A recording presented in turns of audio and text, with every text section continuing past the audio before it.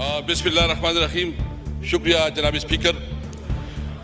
سب سے پہلے تو میں بلاول بھٹو صاحب نے جو سائپر کی بات کی ہے، میں ہمارے پارٹی کا اس کے اوپر بالکل کلیئر موقف ہے کہ اس کے اوپر جوڈیشل کمیشن بنائیں، سپریم کورٹ جوڈیشل کمیشن بنائیں. آئے اگر آپ تیار ہیں تو اس پہ جوڈیشل کمیشن بنائیں. جس طرح سائپر میں جو ہمارا موقف تھا کہ ایک 19 گریڈ کا آفیسر ہمارے ایمبیسڈر کو بلا کے جس طرح وہ ڈکٹیشن دیتا ہے، وہ ہماری قومی غیرت پہ ایک بہت بڑا سوالیہ نشان تھا. کیا ہم پاکستانی اس طرح ٹریٹ ہوں گے؟ میں بلاول بھٹو صاحب سے یہ جو اس نے بات کی ہے، اب پہلے میں دوسری بات کرنا چاہتا ہوں. کیا شہباز شریف صاحب اور یہاں مسلم لیگ نون کی جتنی لیڈرشپ تھی، یہ سب نہیں کہتے تھے کہ جھوٹ کا پلندہ ہے، کوئی سائپر نہیں ہے؟ یہ پریس کانفرنسیں کرتے تھے، یہ تقریریں کرتے تھے اور یہ کہتے تھے کہ جھوٹ ہے، کوئی حقیقت اس کی نہیں ہے.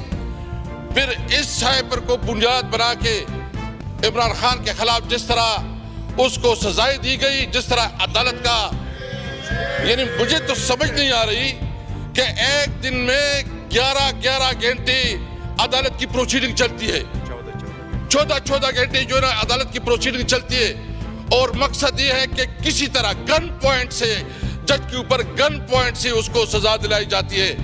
اس لیے کہ الیکشن کے دوران اپنے ورکر کو، عوام کو مایوس کیا جائے کہ عمران خان کی کوئی کیریئر نہیں ہے. عوام نے دکھا دیا. تو اس لیے سب سے پہلے میں حکومت سے مطالبہ کرتا ہوں کہ اگر اس پہ وہ حقیقت سمجھتی ہے، سچائی سمجھتی ہے، تو آئے کہ اس کے اوپر جوڈیشل کمیشن بنائے. جوڈیشل کمیشن بنائے اور پھر حقیقت سامنے آ جائے گا. جس طریقے سے سب سے پہلے میں مذمت کرتا ہوں جو ہمارے پریزیڈنشل کینڈیڈیٹ محمود جگدئی کے گھر پہ چھاپا پڑا، جس طرح تاکہ کوئی بھی اپنی حق کی بات نہ کر سکے. جس طرح کل جو ہے نا ایک میسج دیا گیا، اگر اسمبلی میں کوئی تقریر کرے گا تو اس کا انجام یہ ہوگا.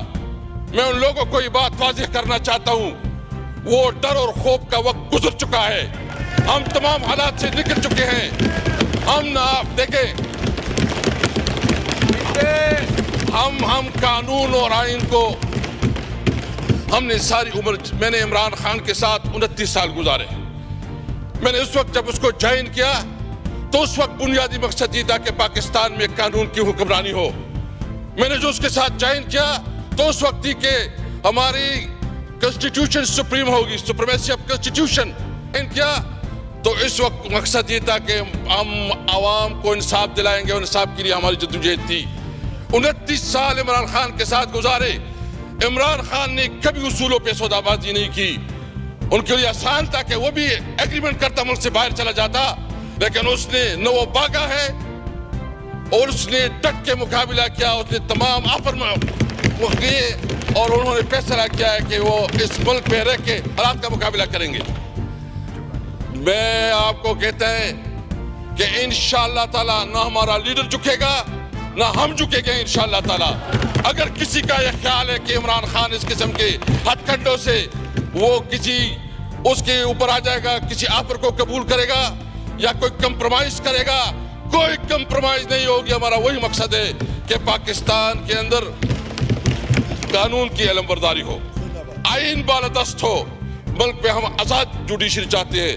تو اس لیے میں آج یہ واضح کرنا چاہتا ہوں، اگر کسی کی غلط فہمی ہے، یہ جو لوگ آئے ہیں یہ سارے کندن بن گئے، کندن. اس میں کوئی ڈرنے والا نہیں ہے. میں اس سیٹ پہ، جناب اسپیکر، میں اس سیٹ پہ رہا 3.5 سال. میں نے جس طرح توہین اور تضحیک کی گئی، گھروں پہ چھاپے پڑے،